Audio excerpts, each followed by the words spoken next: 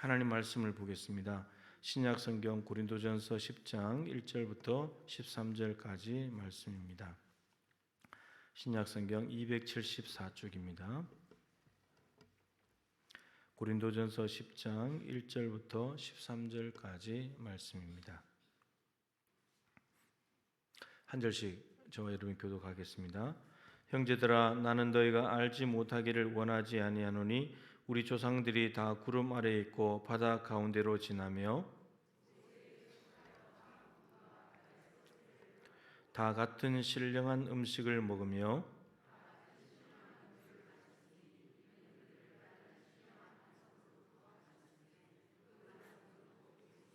그러나 그들의 다수를 하나님이 기뻐하지 아니하셨으므로 그들이 광야에서 멸망을 받았느니라.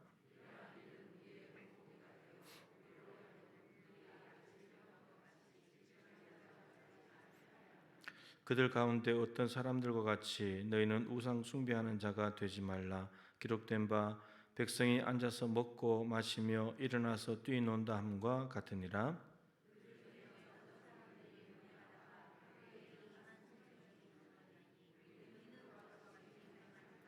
그들 가운데 어떤 사람들이 주를 시험하다가 뱀에게 멸망하였나니 우리는 그들과 같이 시험하지 말자.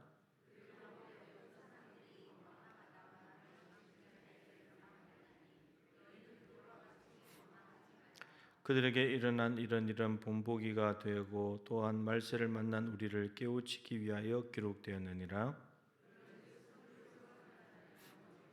같이 읽죠. 사람이 감당할 시험 밖에는 너희가 당한 것이 없나니 오직 하나님은 미쁘사 너희가 감당하지 못할 시험 당함을 허락하지 아니하시고 시험 당할 즈음에 또한 피할 길을 내사 너희로 능히 감당하게 하시느니라. 아멘. 슬기로운 광야 생활이라는 제목으로 조선일 목사님 말씀 전해 주시겠습니다.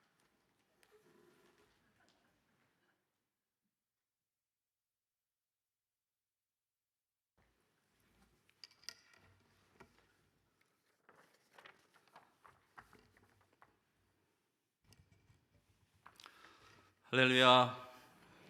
오랜만에 이렇게 수요 예배로 만나게 돼서 너무나 반가운 것 같습니다. 그렇죠? 우리 옆에 계신 분들과 이렇게 악수 한번 하시면서 이렇게 고백했으면 좋겠습니다. 내가 당신의 따뜻한 손난로가 되어줄게요. 내가 당신의 따뜻한 손난로가 되어줄게요.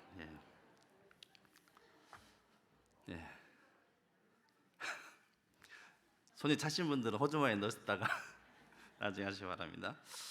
여러분 혹시 바둑 좋아하십니까? 바둑?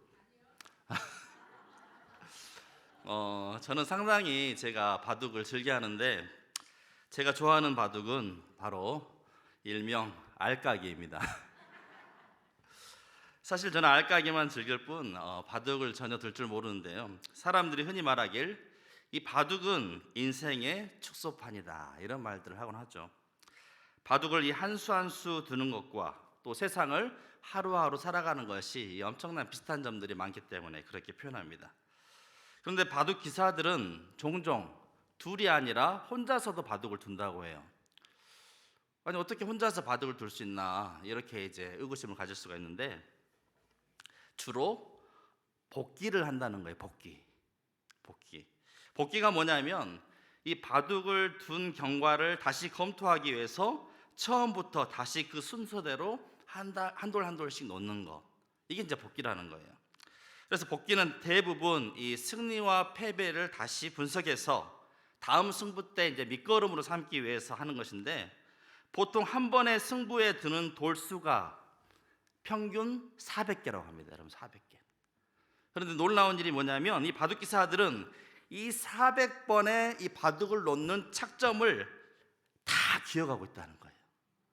신기하죠?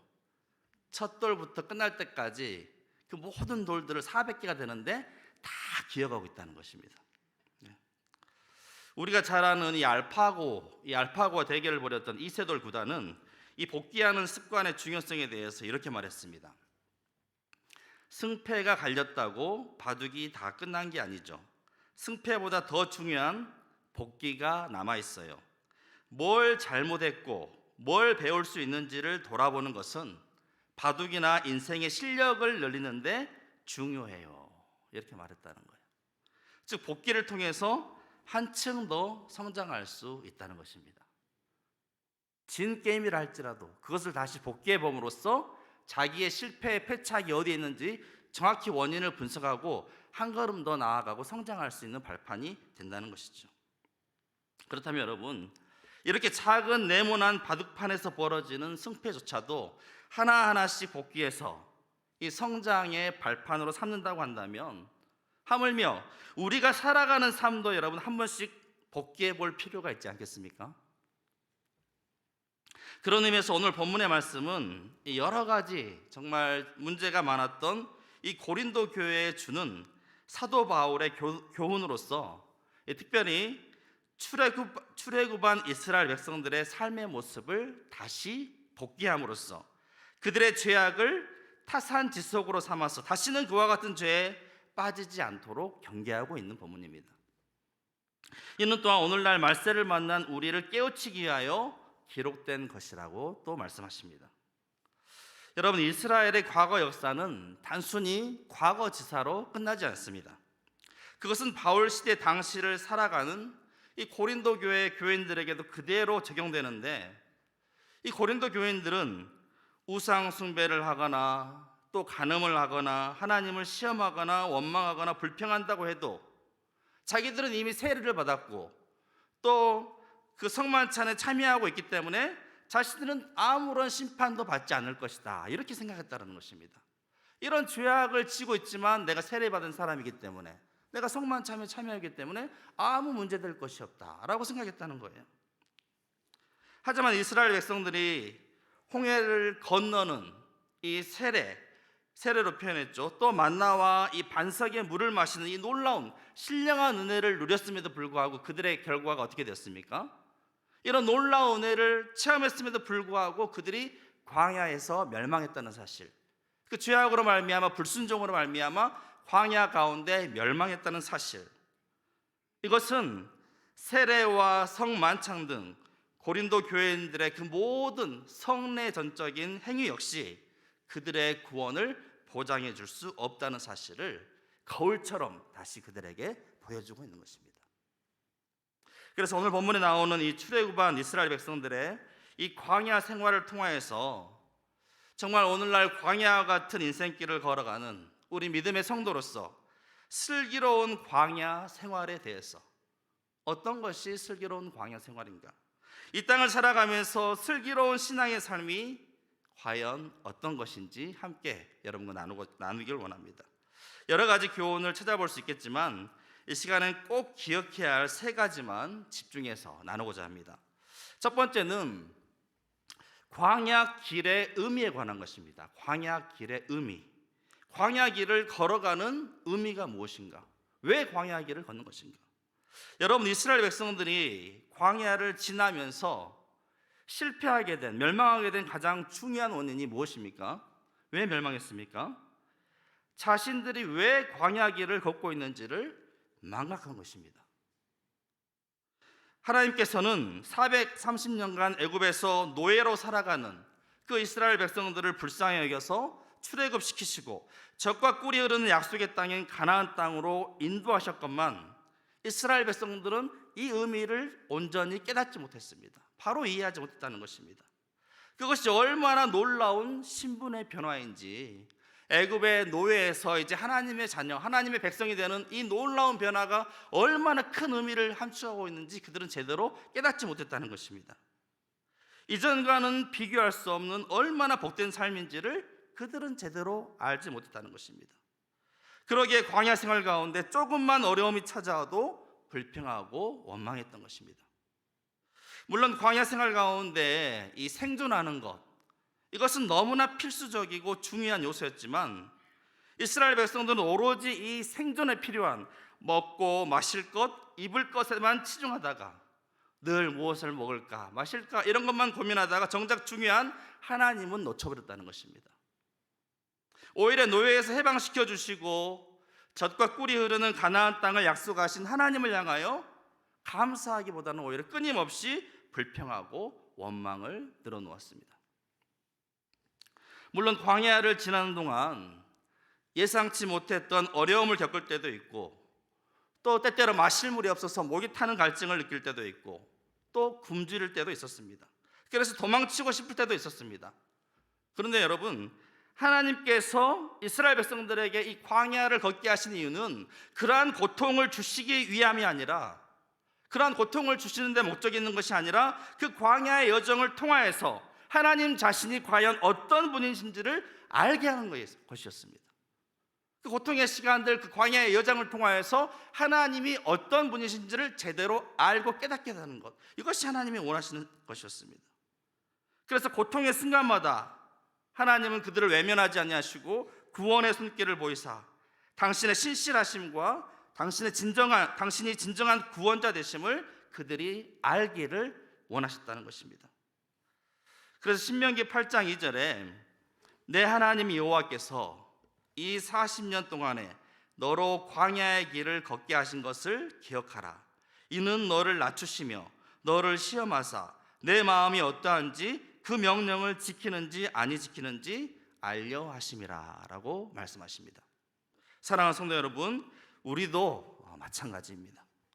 광야와 같은 인생길을 걸어가면서 우리가 주목해야 될 것, 우리가 붙들어야 할 것은 먹을 것, 입을 것, 즐길 것에 있는 것이 아니라 바로 하나님께 주목해야 됩니다. 우리 인생길에 하나님께 주목해야 됩니다.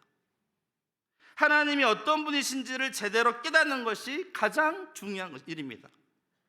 좀 더 잘 먹을 궁리를 하고 폼나게 입고 다니고 세상 재미와 쾌락에 빠져 정신없이 살아가는 것이 아니라 내 인생 가운데 역사하시는 하나님을 온전히 발견하고 깨닫게 되는 것, 우리 삶에 다가오는 여러 시험과 역경 가운데 역사하시는 하나님을 통하여서 그분만이 나의 참된 구원자요 영원한 소망 되심을 바로 깨닫는 데 있는 것입니다. 그리하여 하나님의 말씀에 순종하는 사람으로 변화되는 것, 이것이 무엇보다도 중요한 것입니다. 그러기에 여러분, 우리는 인생의 광야에서 무엇보다 하나님을 발견하고 그분이 어떠한 분이신지를 더 깊이 알아가고 그분의 말씀에 순종함으로써 진정한 하나님의 백성으로 거듭나야 하는 것입니다.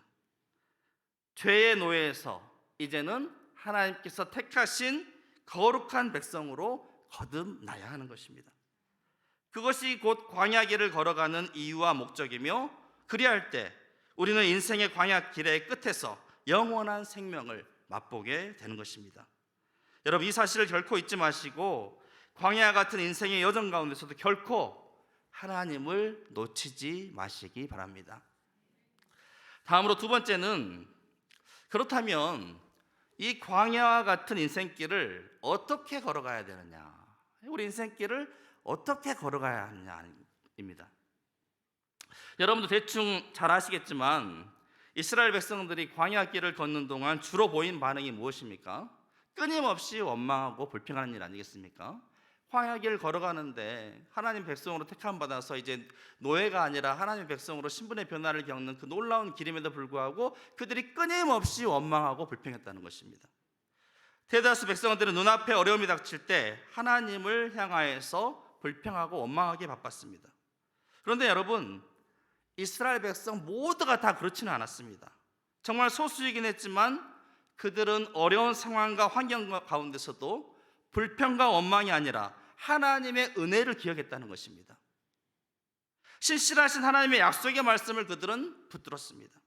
특히 가데스 바네아에서 12명의 정탐꾼 중에 무려 10명이 악평을 하고 그로 인해 모든 백성이 하나님을 향하여 원망할 때에도 여호수아와 갈렙은 하나님의 신실하신 약속을 믿음으로 결코 원망하지 않고 오히려 담대히 싸워 승리할 것을 외쳤습니다. 왜 그렇습니까, 여러분? 그들은 이미 출애굽과 광야의 여정을 통하여서 베푸신 하나님의 은혜를 통해서 그 신실하신 하나님을 온전히 신뢰하게 되었기 때문입니다. 그렇습니다, 여러분. 광야와 같은 인생길은 우리가 불평하고 원망하는 삶이 아니라 늘 하나님의 은혜를 간직하는 삶이 되어야 됩니다. 하나님의 은혜로 살아가는 인생이 되어야 됩니다. 때때로 불평하고 원망하며 머물러 서 있는 그런 삶이 아니라 어떤 시험과 역경 가운데서도 하나님의 은혜를 잃지 않고 하나님의 은혜를 간직하며 그 은혜 가운데 우리의 광야의 여정길을 걸어가야 한다는 것입니다. 알다시피 출애굽 당시에 이스라엘 백성들은 엄청난 하나님의 능력을 직접 체험하며 어느 누구도 누리지 못한 신령한 은혜를 다 맛보았던 자들입니다. 다 누렸던 사람들입니다. 매일 힘들고 어려운 고통의 순간만 광야에 있는 것이 아니었습니다. 생각해보면 이스라엘 백성들은 출애굽 직후부터 구름 기둥과 불 기둥의 인도를 받았고 하나님의 초자연적인 능력으로 홍해를 마른 땅같이 건너는 기적도 그들이 체험하였습니다. 또한 그들은 광야에서 신령한 식물과 음료를 마시는 그러한 은혜도 누렸고 하나님께서는 그들의 옷과 신이 해지지 않게 은혜를 베풀어 주셨습니다. 참으로 광야 가운데 놀라운 기적들, 은혜들을 그들은 맛보았습니다. 그럼에도 그들은 어떻게 했습니까? 그 은혜를 간직하지 못하고 그 은혜를 다 쏟아버리고 말았습니다. 그러한 은혜를 받았음에도 불구하고 그들은 우상 숭배에 빠지는가 하면 집단적인 간음죄에 빠지기도 하고 고의적으로 하나님을 시험했을 뿐만 아니라 하나님을 향해 터무니없는 원망과 불평을 늘어놓기 일쑤였습니다. 따라서 이스라엘 백성들은 하나님의 백성으로 특별히 선택된 자들이었음에도 불구하고 대부분 이 약속의 땅 가나안에 들어가지 못하는 그런 징벌을 받고 말았습니다. 하나님의 놀라운 은혜를 누리며 살아가는 사랑하는 우리 모든 성도 여러분, 우리는 하나님의 은혜를 결코 저버려서는 안 됩니다. 그 하나님의 은혜를 잊지 않고 그 은혜에 늘 감사하는 삶이 되어야 합니다. 하나님은 은혜를 귀하게 여기는 자에게 은혜 위에 은혜를 베풀어 주십니다. 그래서 우리 인생의 광야는 불평과 원망의 연속이 아닌 은혜의 연속이 되어야 합니다. 우리 광야길의 여정은 불평과 원망이 아닌 감사와 또 은혜 안에 살아가는 삶의 여정이 되어야 한다는 것입니다. 우리의 찬양 고백처럼 내가 누려왔던 모든 것들이 또 내가 지나왔던 그 모든 시간이 내가 걸어왔던 모든 순간이 당연한 것 아니라 은혜였소. 내가 하나님의 자녀로 살며 오늘 찬양하고 예배하는 삶, 복음을 전할 수 있는 축복이 당연한 것 아니라 은혜였어. 할렐루야. 아니면 또 이런 찬양도 있죠. 왜 나만 겪는 고난이냐고 불평하지 마세요. 불평하지 말라는 거예요. 고난의 뒤편에 있는 주님이 주실 축복 미리 보면서 감사하세요. 왜 이런 슬픔 찾아왔는지 원망하지 마세요. 당신이 잃은 것보다 주님께 받은 은혜, 당신이 잃은 것보다 주님께 받은 은혜 더욱 많음에 감사하세요. 여러분, 하나님께 받은 은혜를 지키시고 늘 간직하시고 혹여 시험의 순간이 온다 할지라도 불평하고 원망하며 은혜를 결코 저버리지 마시고 늘 그 은혜 안에 거함으로 말미암아 광야와 같은 인생길 날마다 은혜 가운데 걸어가시기를 주의 이름으로 축복합니다. 광야는 은혜로서 걸어가는 것입니다. 우리 인생길은 은혜 가운데 걸어가는 여정인 것입니다. 끝으로 세 번째, 이 광야 길의 특성이 무엇인지를 우리가 제대로 알아야 됩니다. 광야 길의 특성. 성도들 가운데는 더러 이 주님을 믿기만 하면 인생에 아무런 어려움이나 역경이 닥치지 않을 거라고 생각하시는 그런 분들이 종종 있습니다. 그런 분들이 삶의 현장에서 어려움을 당하면 어떻게 됩니까? 이제 신앙의 회의를 갖거나 하나님께서 자기를 사랑하지 않는 것으로 생각하고 심지어 자기를 버린 것으로 착각해서 신앙의 길을 벗어나 버리기도 한다는 것입니다. 그런데 여러분, 오해하지 마시기 바랍니다. 성경 어느 곳에도 하나님을 믿으면 시련이 없을 것이라는 그런 말씀은 없습니다. 그리고 오늘 본문 13절에서도 어떻게 말씀하십니까? 사람이 감당할 시험 밖에는 너희가 당한 것이 없나니 오직 하나님은 미쁘사 너희가 감당하지 못할 시험 당함을 허락하지 아니하시고 시험 당할 즈음에 또한 피할 길을 내사 너희로 능히 감당하게 하시느니라. 시험이란 말씀이 나옵니다, 여러분. 시험이 없다고 하지 않습니다. 오히려 성경은 하나님을 믿음으로 인하여 시련에 처한 예를 더 많이 소개하고 있는 것을 볼 수가 있습니다.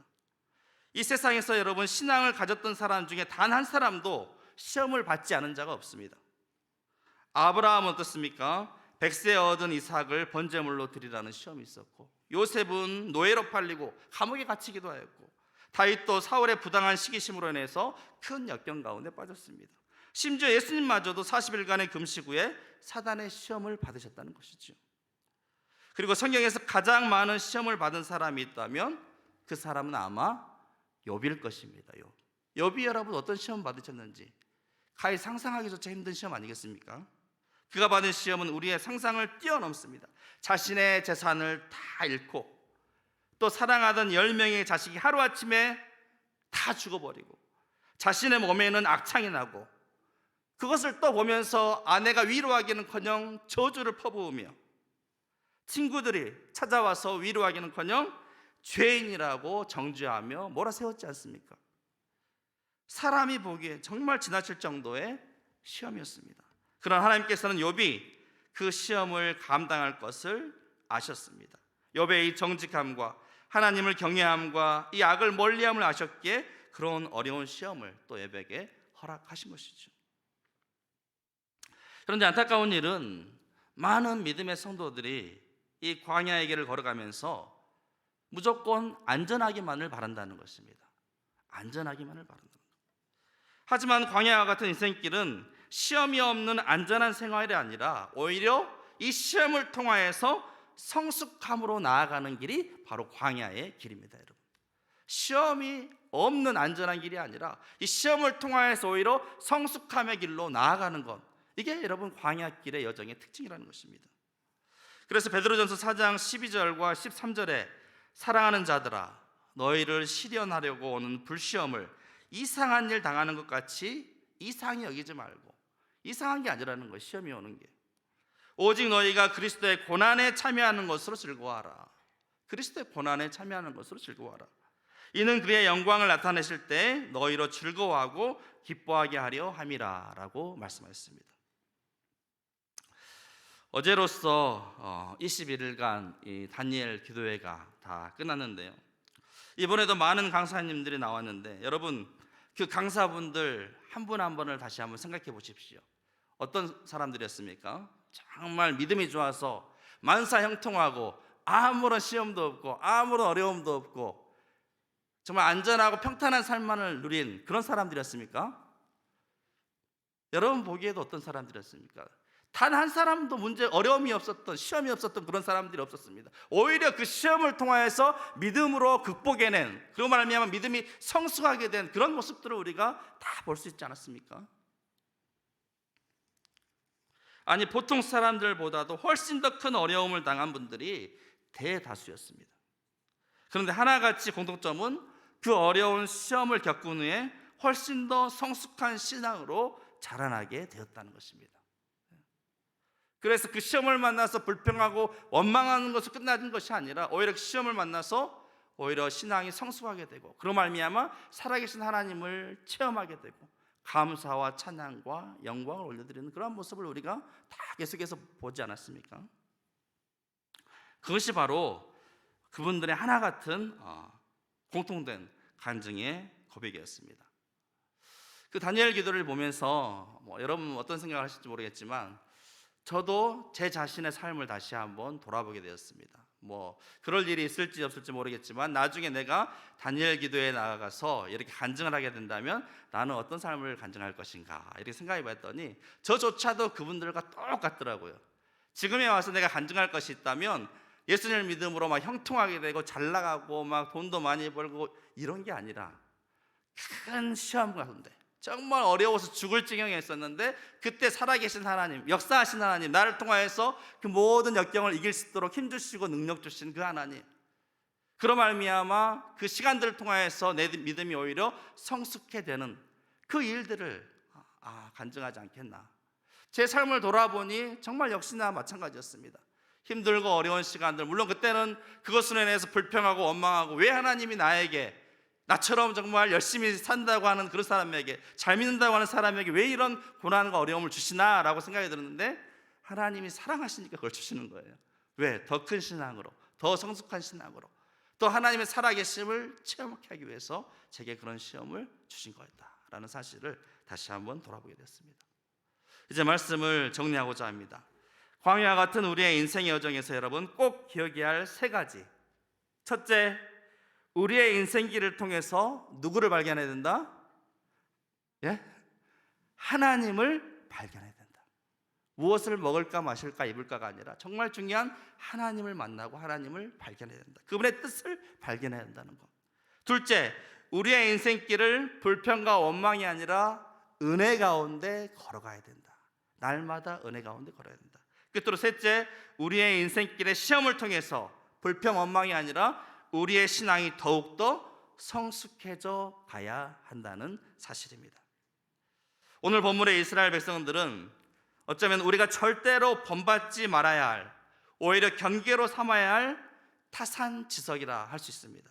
하지만 우리 성도님들은 여러분의 자녀들과 후손들, 또 많은 믿음의 성도들에게 정말 본받고 싶은 좋은 신앙의 본보기가 될 수 있기를, 여러분의 삶이, 여러분의 인생이, 여러분의 믿음이 많은 이들에게 좋은 신앙의 본보기가 되는 그러한 삶이 될 수 있기를 주의 이름으로 축복합니다. 이 시간 우리 함께 찬양하실 때 예수 늘 함께 하시네